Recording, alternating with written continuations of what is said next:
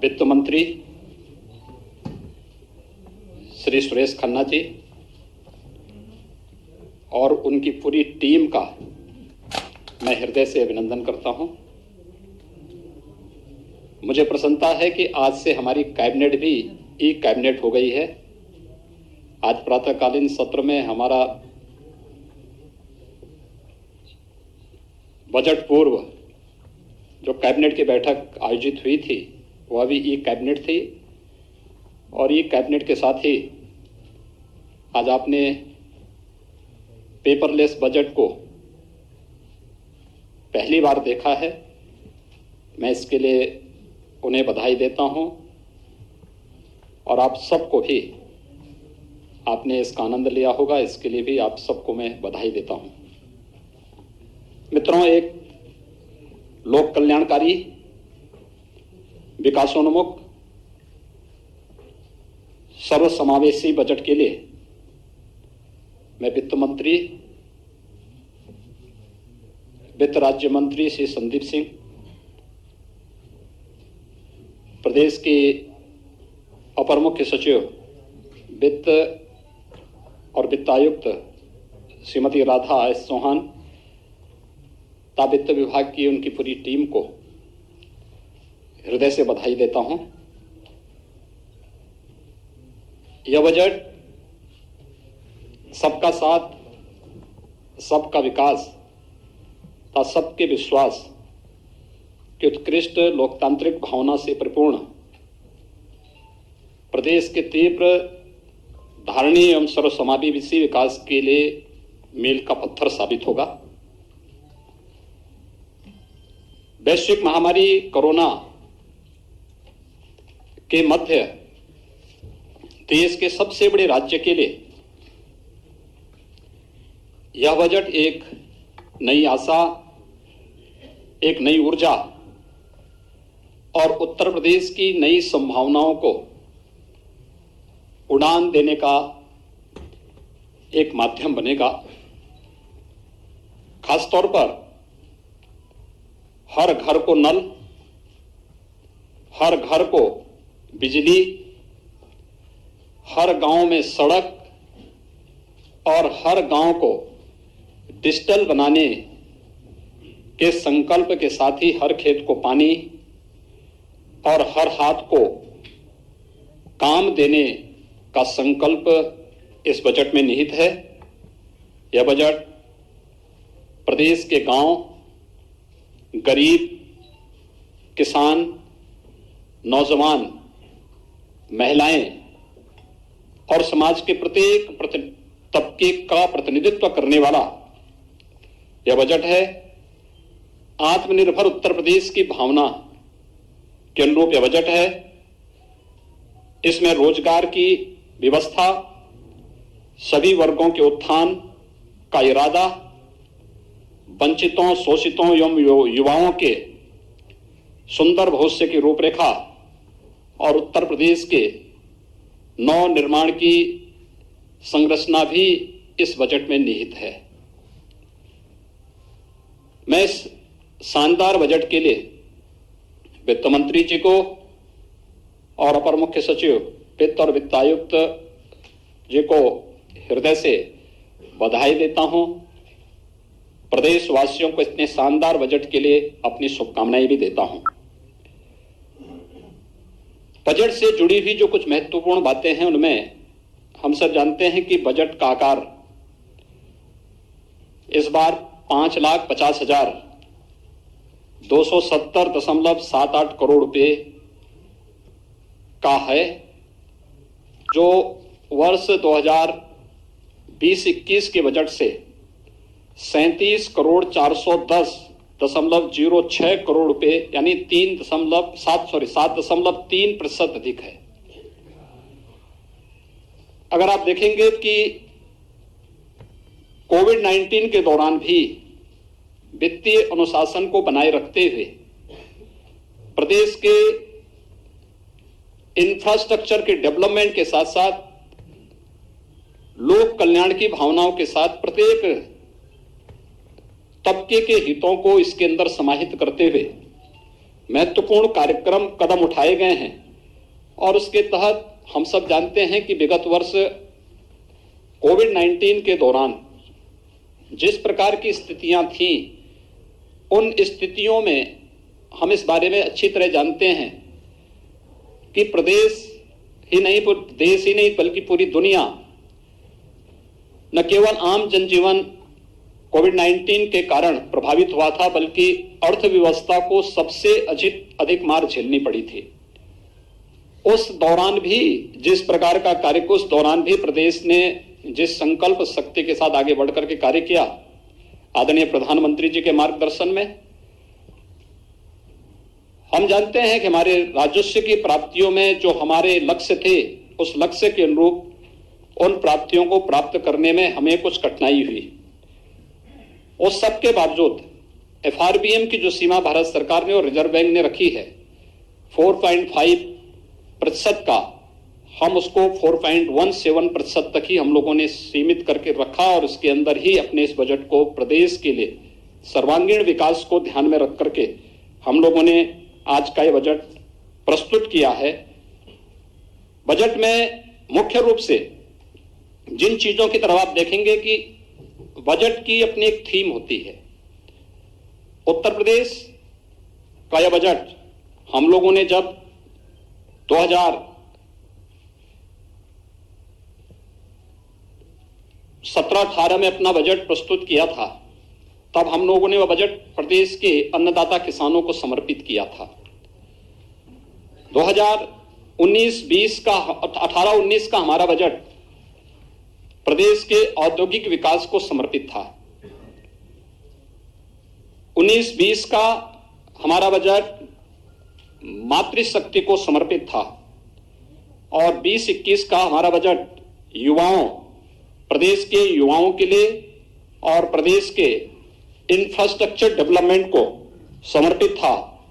तो इस बार का यह बजट जिस पर फोकस किया गया है, यहां पर हम लोगों ने प्रदेश के समग्र और समावेशी विकास और प्रदेश के विभिन्न वर्गों के स्वावलंबन के माध्यम से सशक्तिकरण को आधार बनाकर के इस बजट को प्रस्तुत किया गया है। प्रदेश में ईज ऑफ लिविंग को और आसान करने के लिए हर घर को जल, हर घर को बिजली, हर गांव को सड़क और हर गांव को डिजिटल बनाने की प्रक्रिया के साथ प्रदेश में समग्र विकास की एक रूपरेखा इस बजट के माध्यम से प्रारंभ की गई है। खासतौर पर जब हम कृषि क्षेत्र की ही बात करते हैं, मुख्यमंत्री कृषक दुर्घटना कल्याण योजना को विस्तार दिया गया है। इसमें अब तक किसान आच्छादित था, अब किसान के साथ साथ किसान के परिवार का कमाऊ सदस्य, बटाईदार और अन्य लोगों को भी शामिल करते हुए अगर दुर्घटना से किसी ऐसे व्यक्ति की मौत होती है तो 5 लाख रुपए की सहायता इस बीमा योजना के माध्यम से उस किसान परिवार को या उस बटाईदार को या किसान परिवार के सदस्य की दुखद मृत्यु पर स्वतः ही इस योजना से प्राप्त होगी। बजट में इस बात की व्यवस्था की गई है। साथ ही साथ जो किसान परिवार आयुष्मान भारत से स्वास्थ्य बीमा से कवर नहीं प्राप्त किए हैं, उन्हें मुख्यमंत्री जन आरोग्य योजना के अंतर्गत 5 लाख रुपए की भी निःशुल्क स्वास्थ्य बीमा का भी कवर देने का प्रावधान हम लोगों ने इस बजट में इस बार किया है। मित्रों, महिलाओं की दृष्टि से कुछ नई योजनाएं प्रारंभ की गई हैं। आप सब जानते हैं मुख्यमंत्री कन्या सुमंगला योजना को व्यापक आयाम मिला है। इससे पहले मुख्यमंत्री सामूहिक विवाह की योजना बड़ी लोकप्रिय हुई है, जिसमें 1.25 लाख से अधिक बालिकाओं की शादी विवाह के कार्यक्रम इस योजना के माध्यम से आगे बढ़े हैं। हमने इसकी राशि को 35,000 से बढ़ाकर 51,000 रुपये भी विगत वर्ष किया था। इस वर्ष मुख्यमंत्री सक्षम सुपोषण योजना एक नई योजना उन क्षेत्रों के लिए, उन लोगों के लिए लाई जा रही है। 6 महीने से लेकर 5 साल तक किसी भी बच्चे के लिए जो कुपोषित है उस बच्चे को सुपोषित करने के लिए, या जो बालिकाएं स्कूल नहीं जा पाती हैं, 11 से 14 साल तक की उन बालिकाओं के लिए जो एनीमिया से पीड़ित हैं, उनके लिए भी इस बजट में एक प्रावधान किया गया है। दूसरा, एक बहुत अच्छी योजना महिला सशक्तिकरण की दिशा में प्रारंभ की जा रही है और यह है महिला सामर्थ्य योजना। यह महिला सामर्थ्य योजना हम लोगों ने वर्ष 2019 में झांसी बुंदेलखंड में बलेनी मिल्क प्रोड्यूसर का वहां पे प्रारंभ किया था भारत सरकार के सहयोग से। अब आश्चर्य करेंगे, एक वर्ष में इस योजना के साथ जुड़ी हुई महिलाओं ने 46 करोड़ रुपए का इनका टर्नओवर था और 2 करोड़ का नेट प्रॉफिट इस महिला स्वयंसेवी समूह को वहां पे प्राप्त हुआ था।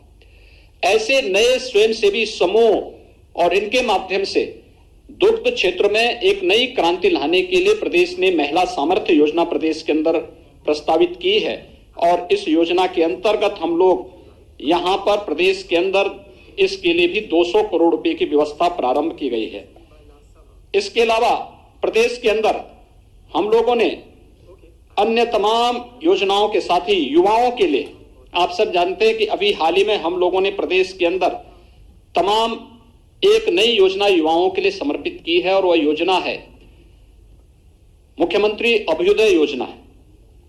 प्रदेश के युवाओं को प्रतियोगी परीक्षाओं की तैयारी के लिए हम लोगों ने फिजिकल और वर्चुअल 2 प्रकार की सुविधा के लिए अभी तक 18 कमिश्नरी हेडक्वार्टर पे व्यवस्था प्रारंभ की है, जो हमारी बसंत पंचमी से क्लासेस फिजिकली वर्चुअली प्रारंभ भी हो चुकी हैं और उसके बहुत अच्छे परिणाम सामने आए हैं।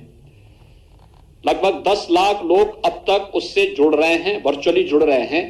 फिजिकली अभी ये संख्या, चूंकि स्थान और उसके लिए इंफ्रास्ट्रक्चर की स्थिति को देखते हुए इसमें हम लोग उसको क्रिएट कर रहे हैं, लेकिन फिर भी ये योजना प्रदेश के अंदर लोकप्रिय हुई है और अन्य राज्यों में भी इसकी डिमांड हुई है।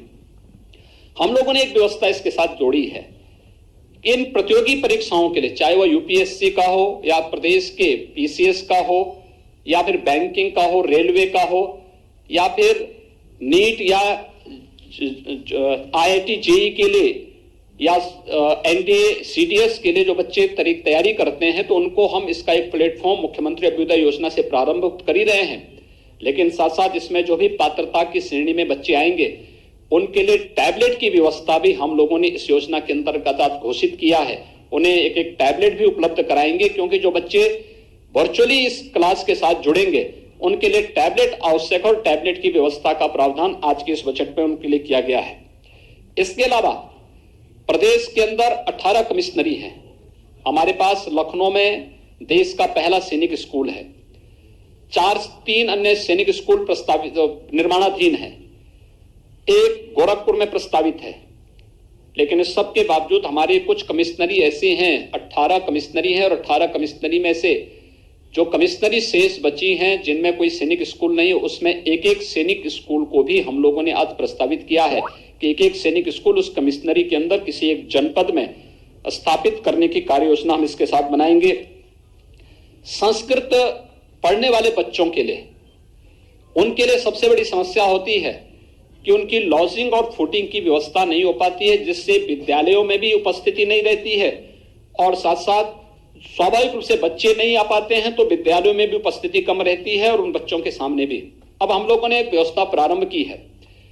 बजट में एक प्रावधान कर दिया गया कि जिन आश्रमों में सुविधा होगी तो गुरुकुल पद्धति से अगर वे लॉजिंग की व्यवस्था करेंगे तो उनकी लॉजिंग और फूडिंग के लिए सरकार इसके लिए व्यवस्था करेगी और इसमें हम गुरुकुल पद्धति को पुनर्जीवित करने के लिए संस्कृत पाठ्यक्रम को और मजबूती से आगे बढ़ाने के उन बच्चों की लॉजिंग और फूडिंग की सुविधा के लिए सरकार इसमें सहयोग करेगी और ये कार्यक्रम आगे बढ़ेंगे।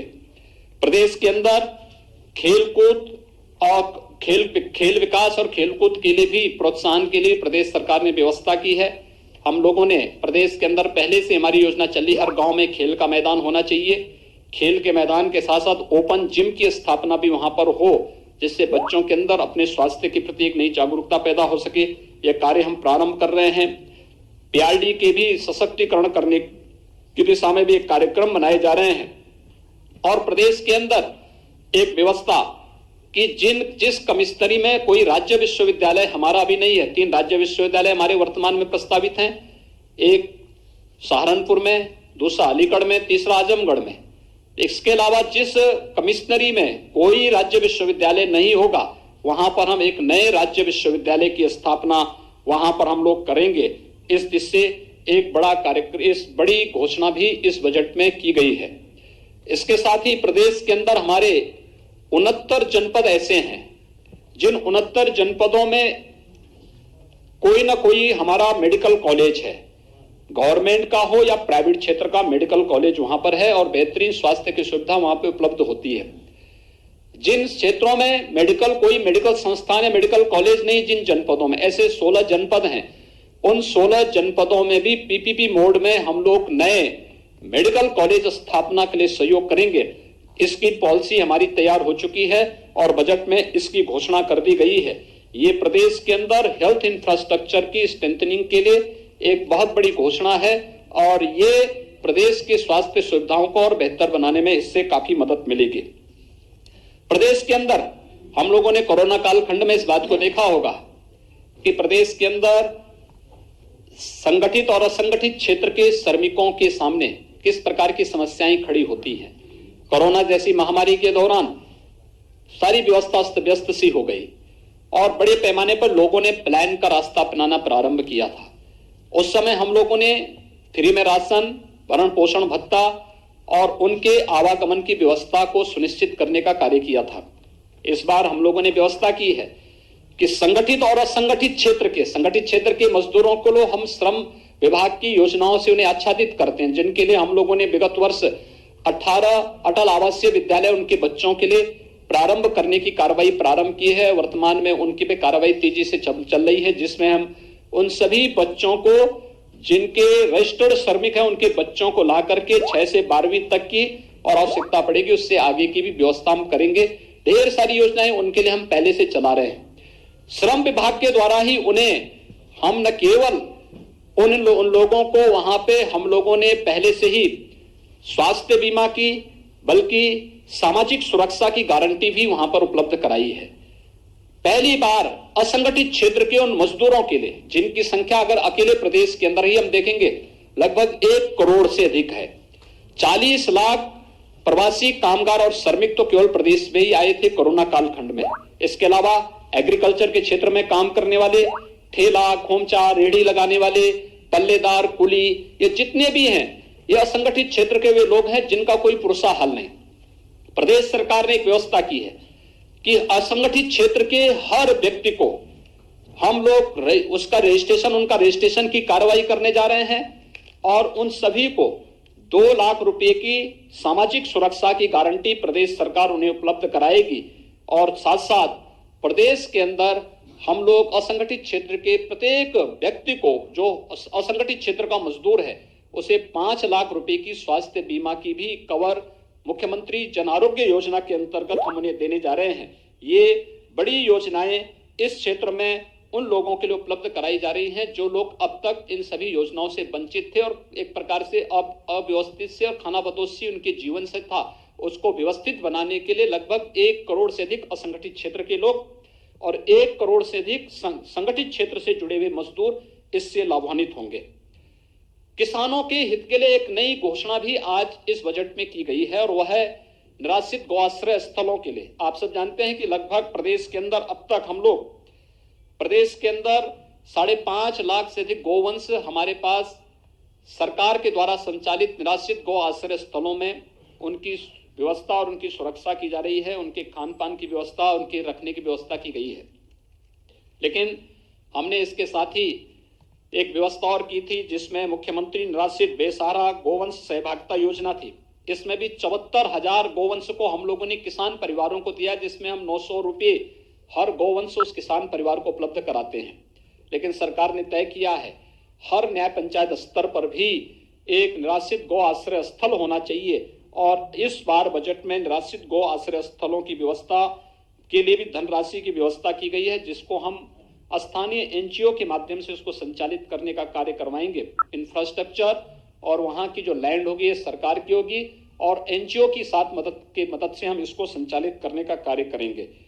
इसके साथ ही नगरीय क्षेत्रों में भी हम इस प्रकार की योजना को संचालित करने का कार्य करेंगे और ये कार्य आगे बढ़ने के साथ ही वाराणसी में गोकुल ग्राम की तर्ज पर प्रदेश के अंदर भी हर न्याय पंचायत स्तर पर फिर बाद में इस गोकुल ग्राम के रूप में इस तर्ज पर इसको आगे बढ़ाने की एक बृहद कार्य योजना को हम आगे बढ़ा रहे हैं। और निराश्रित गोवंश की नस्ल सुधार की दिशा में भी एक नई कार्य योजना की घोषणा आज यहाँ पर की गई है। खुरपका और मुंहपका जैसी बीमारियों से मुक्ति का एक अभियान प्रदेश के अंदर युद्ध स्तर पर चल रहा है। टीकाकरण की कार्रवाई लगभग हम पूर्णता की ओर लेके चल रहे हैं, लेकिन ये एक बड़ी योजना उन लोगों के लिए की गई है। प्रदेश के अंदर व्यापारियों के लिए भी जो 5 लाख रुपए की व्यापारी कल्याण की योजना थी, अधिक से अधिक रजिस्ट्रेशन हो, वह भले जीएसटी देता हो या न देता हो, ये बात का विषय है, लेकिन रजिस्ट्रेशन के साथ साथ उन लोगों का रिटर्न भरने की ट्रेनिंग देने और 10 लाख रुपए तक की कोई दुर्घटना उनके साथ होती है, उस व्यापारी के साथ कोई कैजुअलिटी होती तो उसके परिवार को 10 लाख रुपए की एक कवर प्रदेश ने इसमें उपलब्ध करवाने की कार्य किया और प्रदेश ने इसमें काफी बड़ा कार्य इस दिशा में प्रारंभ किया है। यह एक बड़ा कार्य प्रदेश के अंदर आगे बढ़ाने के लिए किया जा रहा है। प्रदेश के अंदर उन क्षेत्रों में जो दूर दराज के क्षेत्र हैं, वहां पे टेलीमेडिसिन के लिए और टेली कंसल्टेशन के लिए भी पर्याप्त व्यवस्था बजट में इस बार की गई है और इस व्यवस्था के माध्यम से हम लोग काफी बड़े स्तर पर प्रत्येक नागरिक तक बेहतर स्वास्थ्य की सुविधा उपलब्ध कराने में हमें मदद मिलेगी। कुछ नई चीजें जो वास्तव में यहां पर उपलब्ध हो सकती हैं, लखनऊ में हम लोगों ने एक एनआईवी पुणे की तर्ज पर national institute of virology Pune, जो भारत सरकार का संस्थान है और किसी भी प्रकार के वायरस के समय से पहचान करने और फिर उस वायरस के खिलाफ उस प्रकार के वैक्सीन को विकसित करने की दिशा में कार्य किया जा सके, इसके लिए एक उस प्रकार का संस्थान प्रदेश सरकार ने अपने स्तर पर यहां पर बनाने की एक कार्य योजना को बजट में दिया है, जिसमें केजीएमयू, सीडीआरआई, एकेटीयू मिलकर के उस प्रकार का एक संस्थान लखनऊ में बनाएंगे, जिससे आने वाले समय में कोविड-19 जैसा कोई अगर वायरस प्रदेश में किसी भी प्रकार का या उत्तर भारत में कहीं भी उसका अटैक होता है तो समय से हम उसकी पहचान कर सकेंगे और उस से फिर वैक्सीन के निर्माण में भी ये सहायक हो सकेगा। इसके लिए एक बड़ा कार्य यहां पर प्रारंभ किया जा रहा है। इसके साथ ही प्रदेश के अंदर हम लोगों ने प्रदेश के अंदर चाहे वह या पूर्व प्रधानमंत्री स्वर्गीय अटल बिहारी वाजपेयी जी के नाम पर चिकित्सा विश्वविद्यालय की स्थापना को हो या प्रदेश के आयुष विश्वविद्यालय का है, प्रदेश के अंदर एक नए हम लोगों ने यहाँ पे विधि विश्वविद्यालय का लॉ यूनिवर्सिटी प्रयागराज में बनाने की कार्रवाई को भी हम लोगों ने इस बजट का हिस्सा बनाया है। तो साथ ही साथ केजीएमयू में institute of virology and infectious disease के साथ ही एक एसजीपीसीआई के लिए भी एक डायबिटीज रेटिनोपैथी की एक नई घोषणा इस बजट में की गई है, जो स्वास्थ्य क्षेत्र में एक उच्च स्तरीय बेहतरीन सुविधा यहां पर उपलब्ध कराने की दिशा में एक नया कार्य यहां पर उपलब्ध कराने में काफी मदद करेगा। मित्रों, जल जीवन मिशन हर घर नल पहुंचाने की योजना है। जल जीवन मिशन प्रारंभ होने के समय उत्तर प्रदेश का आच्छादन 2% से कम था और आज इसको हम तेजी से आगे बढ़ा रहे हैं और इसलिए व्यापक कार्य योजना। हमारा यह मानना है कि अगर व्यक्ति को शुद्ध पेयजल उपलब्ध हो जाए तो आधी से अधिक बीमारी उसकी दूर हो जाती है। हम लोगों ने पूर्वी उत्तर प्रदेश में आदरणीय प्रधानमंत्री जी के मार्गदर्शन में, उनकी प्रेरणा से इंसेफेलाइटिस की समस्या का समाधान करने में काफी बड़ी मदद हमें मिली है। इसमें हमारे 2 आधार थे। एक था स्वच्छ भारत अभियान, हर परिवार के पास एक शौचालय उपलब्ध कराना, और दूसरा था शुद्ध पेयजल की आपूर्ति। 38 जनपदों में प्रतिवर्ष 1200 से 1500 जिन बच्चों की मौत होती थी, 1 से 15 वर्ष तक के बच्चों की लगभग 1200 से 1500 मौतें प्रतिवर्ष होती थी। पिछले 4 वर्ष के दौरान अंतर विभागीय समन्वय के माध्यम से हम लोगों ने एक जो प्रयास प्रारंभ किया, उसका परिणाम है बीमारी में 75% नियंत्रण करने और मौत पर 95% तक नियंत्रण करने में हमें सफलता प्राप्त हुई है। एक बड़ी सफलता इसमें प्राप्त हुई है और अब उसी दिशा में नए प्रयास प्रारंभ करने के लिए हर घर नल की इस योजना को भी हम, जिससे प्रदेश के अंदर बुंदेलखंड का क्षेत्र हो, बिंद का क्षेत्र हो, आर्सेनिक, फ्लोराइड या खारा पानी की समस्या से जो क्षेत्र जूझ रहे हैं या जहां पे अन्य समस्याएं हैं, उन सभी को ग्रामीण और शहरी दोनों के लिए लगभग 17,000 करोड़ रुपए की बड़ी व्यवस्था बजट में की गई है, जिससे हर एक व्यक्ति को शुद्ध पेयजल की आपूर्ति हम कर सकेंगे। और केवल योजना लागू ही नहीं होना, बल्कि इस योजना को सस्टेनेबल बनाने के लिए जो इस योजना के साथ जुड़ेगा उसको 10 वर्षों तक उस योजना की देखभाल करने की भी जिम्मेदारी लेनी है। ये इसके साथ जोड़ा जा रहा है, इसलिए एक बड़ा कार्य इसमें ग्रामीण और शहरी क्षेत्रों के साथ इसको जोड़ने का प्रयास प्रारंभ किया गया है। प्रदेश में नगरीय क्षेत्रों का दायरा बढ़ा है। पहले हमारे पास कुल 653 नगर निकाय थे, आज ये बढ़ करके इनकी संख्या लगभग 734 के आसपास इनकी संख्या पहुंच रही है। एक बड़ी संख्या इनकी बढ़ रही है। तो शहरी क्षेत्रों में भी नागरिकों के जीवन स्तर में सुधार करने के लिए 10 स्मार्ट सिटी भारत सरकार ने घोषित की थी। राज्य सरकार के साथ मिलकर के जो 7 अन्य नगर निगम थे उन्हें राज्य सरकार अपने खर्चे पर स्मार्ट सिटी के रूप में डेवलप करने जा रही है और राज्य सरकार के खर्चे पर उनका यहां पर विस्तार, उनको स्मार्ट सिटी के रूप में विकसित करने की कार्य योजना प्रदेश सरकार ने यहां पे प्रारंभ की है। इसके साथ ही 60 शहर हमारे ऐसे हैं जो अमृत योजना से आच्छादित हैं। वहां पे पेयजल के साथ साथ सेवर आदि की व्यवस्था के आगे बढ़ाने के साथ ही ग्रामीण और शहरी क्षेत्रों में आवास की सुविधा उपलब्ध कराने और शेष अन्य लोगों के लिए एफोर्डेबल हाउसिंग की स्कीम, जिनके पास अपने स्वयं की लैंड नहीं लेकिन वे शासन की आवासीय सुविधा से लाभान्वित हो सकेंगे, एफोर्डेबल हाउसिंग की स्कीम के साथ हम लोगों ने इस कार्यक्रम को आगे बढ़ाने का कार्य किया है और ये बहुत अच्छे ढंग से प्रदेश के अंदर ये चीजें आगे चल रही हैं। प्रदेश के अंदर हम लोगों ने औद्योगिक विकास के क्षेत्र में ईज ऑफ डूइंग बिजनेस में उत्तर प्रदेश की रैंकिंग में जो सुधार हुआ है, देश ने भी दुनिया ने भी उसको सराहा है। 2016 में उत्तर प्रदेश 14वें स्थान पे था, 2017 में उत्तर प्रदेश 12वें स्थान पर आया और आज उत्तर प्रदेश दूसरे स्थान पर है। ये प्रदेश ने जो रिफॉर्म किए हैं, हम लोगों ने हर एक फील्ड में काफी सुधार किए हैं, जिससे देश के अंदर सबसे अच्छे गंतव्य के रूप में प्रदेश बना है। इस दौरान आपने देखा होगा, देश कोरोना कालखंड के दौरान जब हर जगह अव्यवस्था थी, लोग अपने को नहीं संभाल पा रहे थे, तब हम कोरोना प्रबंधन की बेहतरीन उदाहरण भी प्रस्तुत कर रहे थे इतने बड़े प्रदेश में। लेकिन साथ साथ हम लोगों ने प्रदेश के अंदर बहुत सारे ऐसे उदाहरण भी प्रस्तुत किए जिसमें देश का पहला डिस्प्ले यूनिट उत्तर प्रदेश में आया है और यह चीन से आया है। ये निवेश चीन से उत्तर प्रदेश में आया, जिसमें लगभग 5,000 करोड़ रुपए का निवेश होने जा रहा है। प्रदेश में डाटा सेंटर पार्क की स्थापना के लिए 6,000 करोड़ रुपए की ये कार्य योजना क्रियाशील हो चुकी, यानी इसमें कार्य प्रारंभ हो चुका है। प्रदेश के अंदर ऐसे ही अभी आइका का एक 5,500 करोड़ रुपए के नए निवेश को लेकर के भी जो जिनका सर्विस सेक्टर में बहुत बड़ा रोल है, उन पर उनके द्वारा यहां पर एक नए निवेश को यहां पे प्रारंभ किया गया है। ये इसलिए संभव हो पाया है क्योंकि हम लोगों ने इस फील्ड में जो कार्य किए हैं उसके माध्यम से इसमें काफी इससे संभावनाएं इससे आगे बढ़ी हैं। प्रदेश के अंदर हम लोगों ने निवेश की संभावनाओं को आगे बढ़ाने के लिए सुरक्षा का एक माहौल दिया है।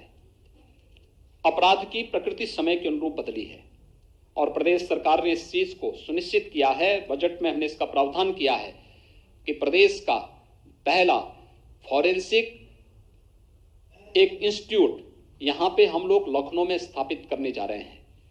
इसके साथ ही यहां पे एक सेंटर ऑफ एक्सीलेंस भारत सरकार की मदद से हम लोग यहां पर लखनऊ में ही स्थापित करने जा रहे हैं। प्रदेश के सभी रेंज स्तर पर 18 रेंज है पुलिस के, 18 रेंज स्तर पर 18 फॉरेंसिक लैब जो लेवल 2 और लेवल 3 की हैं, इन्हें वहां पर स्थापित करने के लिए भी हम लोगों ने बजट का प्रावधान किया। तेजी से इस पे कार्य चल रहा है। प्रदेश में 2016-17 तक केवल एक साइबर थाना था। आज हम लोग हर जनपद में साइबर थाना स्थापित करने की कार्रवाई को युद्ध स्तर पर आगे बढ़ा चुके हैं। ये प्रदेश को नए यानी समय के अनुरूप हम लोग प्रदेश के अंदर अपराध और अपराधियों पर अंकुश कसने के लिए उस प्रकार की प्रभावी कार्रवाई कर सकेंगे। ये हम लोगों ने यहां व्यवस्था की है। प्रदेश के अंदर सूक्ष्म लघु मध्यम उद्यम प्रदेश में रोजगार सृजन का एक बहुत सशक्त माध्यम है और इस सशक्त माध्यम का उपयोग भी प्रदेश ने किया है और बजट में इसका प्रावधान किया है कि प्रदेश में एक तो बंद पड़ी जो हमारी कताई और स्पिनिंग मिली थी, इनको हम फिर से पीपीपी मोड में चलाने और अन्य तरीके से इनके लिए हम लोगों ने एक कार्य योजना के लिए बजट में इसका प्रावधान किया है। प्रदेश साथ ही साथ प्रदेश के अंदर हम लोगों ने ओडीओपी की योजना को, जो देश के अंदर एक लोकप्रिय योजना बनी है, इस योजना को प्रोत्साहित करने के लिए भी हम लोगों ने बजट में इसका प्रावधान किया है। और साथ साथ प्रदेश के अंदर एमएसएमई सेक्टर में उद्योग लगाने के लिए 1000 दिनों तक आपको किसी भी प्रकार की कोई भी लाइसेंस की आवश्यकता नहीं पड़ेगी। आप जाइए, अपना यूनिट लगाइए और 1000 दिन के अंदर बाकी औपचारिकताओं को आप पूर्ण करिए। ऐसा नहीं कि लाइसेंस के अभाव में या एनओसी के अभाव में आप अपना कार्य नहीं कर पा रहे हैं। एमएसएमई को इससे हमने मुक्त करते हुए और उसमें अन्य जो रिफॉर्म करने थे, ये भी रिफॉर्म करने वाला उत्तर प्रदेश पहला राज्य है और उस दिशा में तेजी से विकास करने के साथ ही प्रदेश में जो भी इस क्षेत्र में युवा कार्य करना चाहते हैं, ऐसे युवाओं के लिए मुख्यमंत्री युवा रोजगार योजना के अंतर्गत भी धन की व्यवस्था हम लोगों ने बजट में प्रावधानित की है। प्रदेश के अंदर इंफ्रास्ट्रक्चर डेवलपमेंट के लिए आप सब जानते हैं पूर्वांचल एक्सप्रेसवे हमारा, इस पर विकास ये कार्य लगभग 80% पूर्ण होने जा रहा है। इसी प्रकार से बुंदेलखंड एक्सप्रेसवे, इस पर लगभग 50% का कार्य हमारा पूर्ण हो चुका है। गोरखपुर लिंक एक्सप्रेसवे लगभग 25% से अधिक कार्य हमारा यहां पर तेजी के साथ आगे बढ़ चुका है। बलिया लिंक एक्सप्रेसवे, इसकी कार्य योजना को सरकार ने अपनी सैद्धांतिक मंजूरी दे दी है और अब हम एक नए एक्सप्रेसवे के साथ आगे बढ़ रहे हैं। यह है गंगा एक्सप्रेसवे, मेरठ से प्रयागराज तक। एक बड़े एक्सप्रेसवे के लिए जमीन अधिग्रहण की कार्रवाई के लिए धनराशि की व्यवस्था इस बजट में की जा रही है। इसके साथ ही प्रदेश के अंदर जो अवशेष हमारी इंटर स्टेट इंटरनेशनल कनेक्टिविटी है, उसको 4 लेन से जोड़ने के लिए भी, हमारे प्रदेश के अंदर जिला मुख्यालयों को 4 लेन से जोड़ने के लिए भी, ग्रामीण क्षेत्र में जिन क्षेत्रों में आज तक कनेक्टिविटी नहीं हो पाई है, उस हर गांव को भी सड़क की कनेक्टिविटी से प्रधानमंत्री सड़क योजना के माध्यम से या फिर प्रदेश सरकार की ही किसी योजना के माध्यम से जोड़ने के लिए भी हम लोगों ने बजट में इसका प्रावधान किया है और हर गांव डिजिटल होगा। आपने देखा होगा हर गांव में ग्राम सचिवालय के निर्माण की कार्रवाई युद्ध स्तर पर प्रदेश के अंदर वर्तमान में चल रही है। कोरोना कालखंड में हमने इसे आगे बढ़ाया था। हर एक गांव में कॉमन सर्विस सेंटर बना करके और कॉमन सर्विस सेंटर में ही अब गांव में ही आय प्रमाण पत्र, मूल निवास प्रमाण पत्र, जाति प्रमाण पत्र ये गांव में ही डिजिटली प्राप्त होगा। इसके साथ ही हर गांव में एक बैंकिंग कॉरेस्पॉन्डेंट सखी, गांव की हर एक महिला को गांव में ही रोजगार मिलेगा और अब बैंकिंग कॉरेस्पॉन्डेंट सखी के रूप में ही गांव में अपनी सेवा दे पाएगी। लोगों को बैंकों तक जाने और बैंकों के सामान्य कामकाज को और समय को बचत करने में एक बहुत निर्णायक भूमिका, क्रांतिकारी निर्णय इस क्षेत्र में एक तो लिया गया है। दूसरा, हर गांव में एक सामुदायिक शौचालय में भी गांव की एक महिला को रोजगार देने के लिए भी कार्य युद्ध स्तर पर प्रारंभ हुआ है। यानी रोजगार सृजन की दिशा में एक बड़ा कार्य इस क्षेत्र में हुआ है। लेकिन साथ ही हम लोगों ने एयर कनेक्टिविटी को भी बेहतर किया है। आप सब जानते हैं एयर कनेक्टिविटी में अयोध्या में हमारा जो एयरपोर्ट है इंटरनेशनल एयरपोर्ट के रूप में इसे हम डेवलप करने जा रहे हैं और यहाँ की कनेक्टिविटी को बेहतर, यहाँ पर हम लोगों ने एयरपोर्ट के निर्माण की कार्रवाई को युद्ध स्तर पर हमारा एक कार्य चल रहा है। अयोध्या एक एयरपोर्ट के रूप में विकसित होगा, इसको बाद में एक हम लोग इंटरनेशनल एयरपोर्ट के रूप में डेवलप करेंगे। जेवर एयरपोर्ट, पहले वहां पे एक व्यवस्था थी कि वहां पे जो केवल 2 वहां पे एयर स्ट्रिप बनेंगे, लेकिन अब उससे बढ़ा करके 6 तक विस्तार देने के कार्य योजना के लिए धनराशि की व्यवस्था इस बजट में की गई है। जेवर का हमारा एयरपोर्ट एशिया का सबसे बड़ा एयरपोर्ट बनने जा रहा है। वहां पे विकास की उन अनंत संभावनाओं को आगे बढ़ाने को एक नया स्थान उसमें प्राप्त होगा, चाहे वह फिल्म सिटी के कार्यक्रम को आगे बढ़ाने का हो, फिल्म सिटी को वहां पे आगे बढ़ाने का हो, वहां पे एक आईटी सिटी के रूप में उसे डेवलप करने के लिए भी एक नई कार्य योजना के साथ हम लोगों ने वहां पे कार्य प्रारंभ किया है। हम लोगों के इसके अलावा प्रदेश के अंदर कुशीनगर में इंटरनेशनल एयरपोर्ट बन रहा है।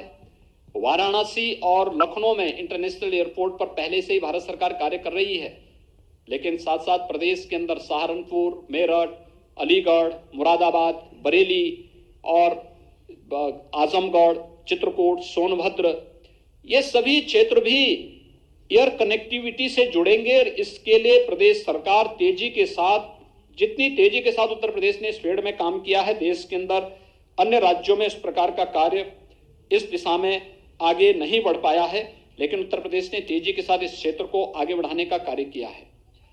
प्रदेश के अंदर पुलिस के लिए भी इंफ्रास्ट्रक्चर डेवलप करने के लिए, उनके लिए अवस्थापना सुविधाओं के विकास के लिए भी एक बड़ा कार्य प्रदेश ने इस बजट में भी उसकी व्यवस्था की है।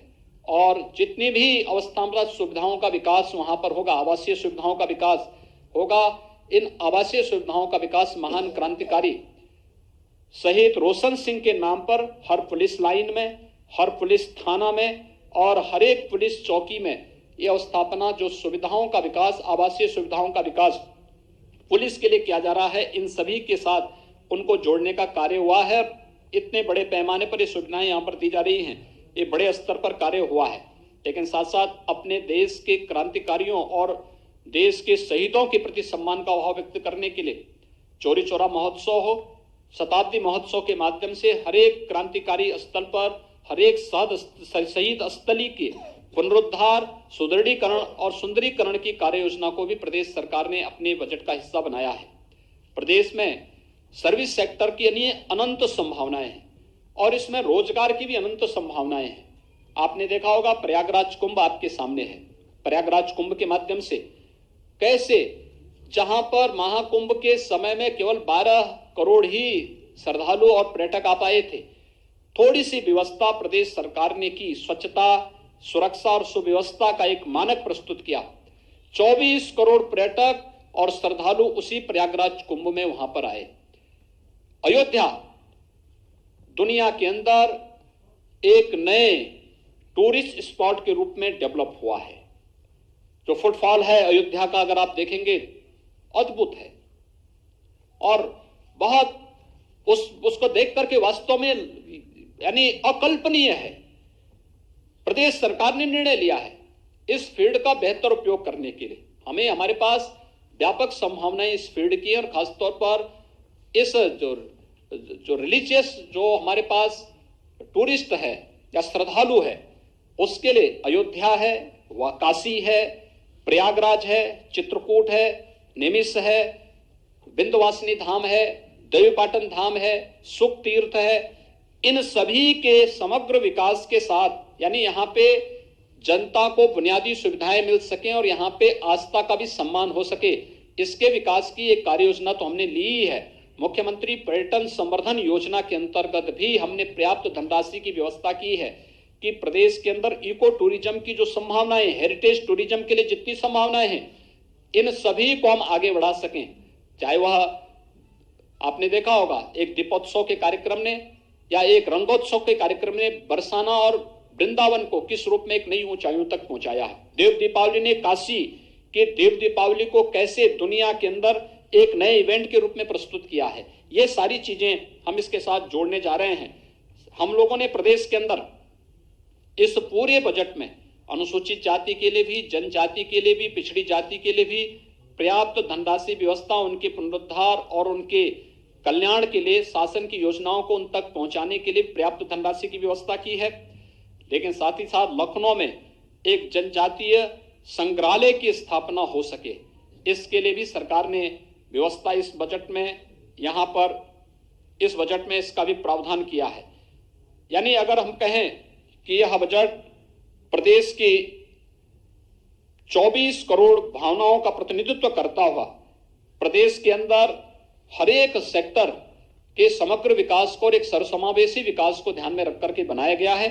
मैं एक लोक कल्याणकारी, विकासोन्मुख, सर्वसमावेशी बजट के लिए अपने वित्त मंत्री श्री सुरेश खन्ना जी को, वित्त राज्य मंत्री श्री संदीप सिंह जी को, अपर मुख्य सचिव वित्त एवं वित्त आयुक्त श्रीमती राधा चौहान जी को और वित्त विभाग की पूरी टीम को एक बार फिर से बधाई देता हूं और एक अच्छे बजट के लिए, जिसमें अधिवक्ताओं के लिए भी और समाज के प्रत्येक तबके के लिए बेहतर व्यवस्था की गई है। पत्रकारों के लिए तो पहले हम व्यवस्था कर चुके हैं।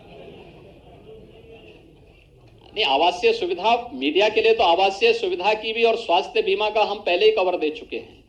व्यवस्था आगे हो चुका, बढ़ चुका, हमारे स्तर पर पहले हो चुकी है।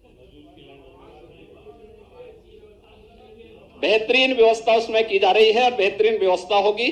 आप सबके सहयोग के लिए एक बार फिर से मैं बहुत बहुत बधाई देता हूं, अपनी शुभकामनाएं देता हूं और विश्वास व्यक्त करता हूं कि बजट प्रदेश के समग्र विकास को और सर्वसमावेशी विकास को एक नई ऊंचाइयों तक पहुंचाएगा। बहुत बहुत धन्यवाद।